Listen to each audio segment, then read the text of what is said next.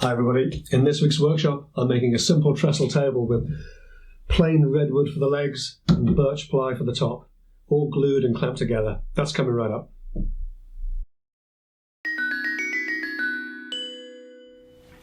Hi everyone. One of my sort of regular clients is an interior designer, and I do little bits and pieces for her. Small tables, they're usually sprayed up in a high gloss finish, and we've worked out a way of constructing these so that the gloss finish doesn't sort of start to crack after a while at the joins where the tables are moved around about. And the other thing this designer does is she makes a fairly straightforward trestle table, little sort of wooden A-frame trestles and a wooden top, which are then upholstered. They're sort of wrapped in leather or fabric, and they look fantastic when they're done. And I've got one of those to do now. I haven't actually done one of these before, but when I make these little pieces, I like to draw them out for size. It's not a huge thing. It's 520 wide at the base and 750mm high. Because I've got the plans, you know, I can, you know, I know I can measure out perfectly accurately 520 there and, you know, 750 high there. This is just lining paper on a board, and I know this edge is square, so that can then give us, you know, a centre mark in here.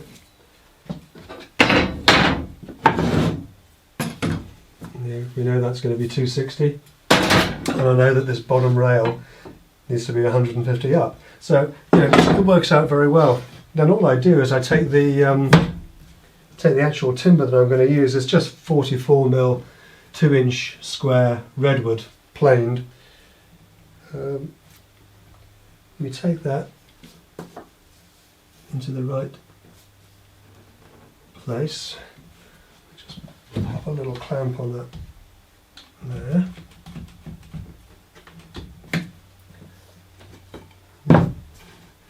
The other leg goes right into this corner.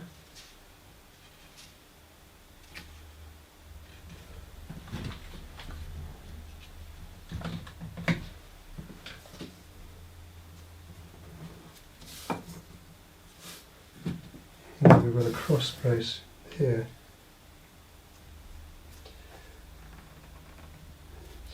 But what you don't want to do is to be fiddling around with these when you're making a batch of them. These don't have to be super accurate. They're going to be covered in fabric, so any sort of very slight gappiness in the joins and things. On the other hand, they do need to be identical. So there are 4 of these sort of A-frames joined together with cross beams, and then a top above it, and then a top that joins the 2 pairs of trestles together. And you know, any kind of slight variation could introduce a bit of wobble in the base, and you don't want that at all. So what I'm going to do here is, also happy that I've got this set right.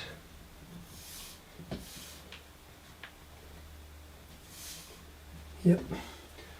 I'm just going to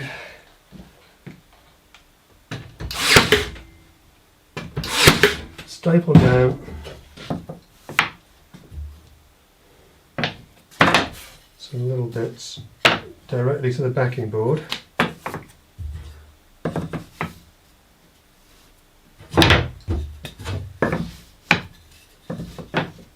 So that we know we can get this to be repeatable.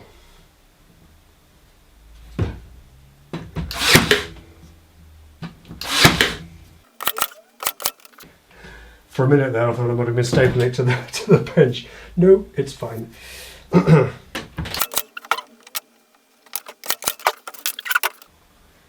So now, when we make the next pair,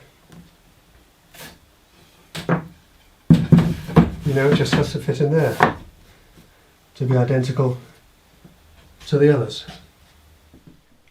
So I've got my leg blanks cut to length. The next thing that I've got to do is put this quite a steep sort of angle there, where the legs butt up to the centerpiece, and the only way to do that safely on a miter saw is to do it with a little jig.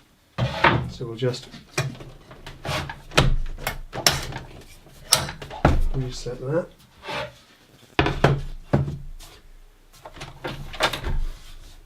Put this in, just to the cut line. Clamp that down. And now I should be able to just ease that up into the cut line, trim that back.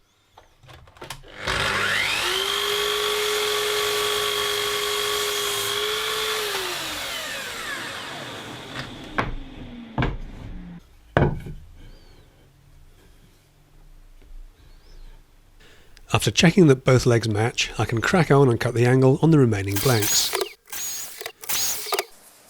So with these first two done, I can check them in our little Insta-jig.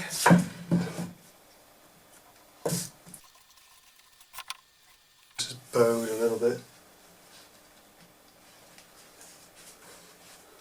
And it's fitting okay, so we need another one of those. But those two are good. So that's a pair.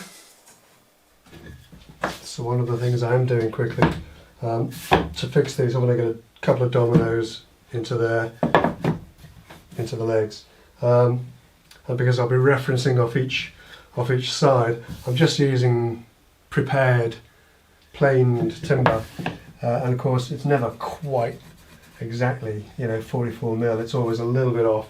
So I'm just taking a quick hand plane, take a couple of light shavings off one of the faces just to bring those down flush. It's not bad, it's just needs a little bit of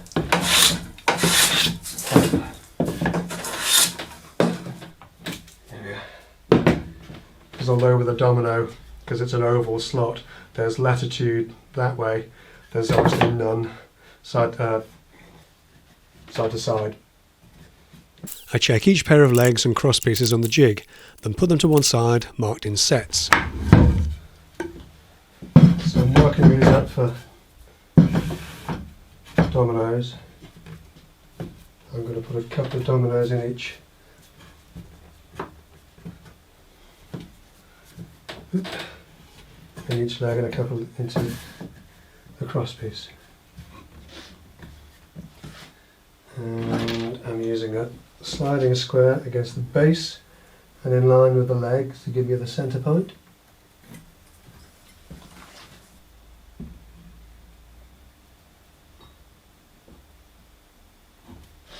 And squaring that across.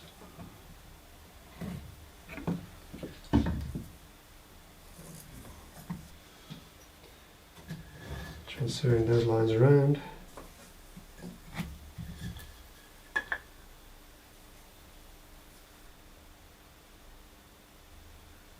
And I repeat the process across each of the remaining leg sets. Having cut the top rails to length, I'm using our usual trick to measure and cut the bottom rail, before moving on to mark the domino positions, and finally I make a quick test cut before committing myself to the full run.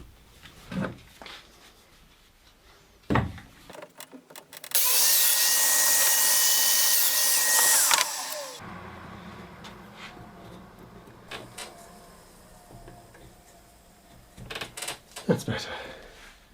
I can't ever remember using a 6mm cutter, to be honest. I'm sure I must have done. I didn't know how sharp it was, so I did want to check that. And also to check, for my own stupidity.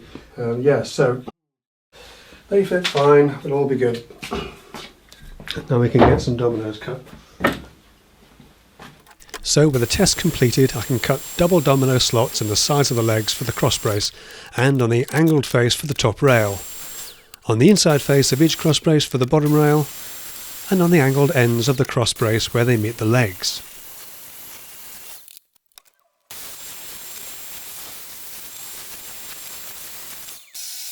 For the ends of the bottom rails, I've added the domino trim stop to make centering the mortises easier.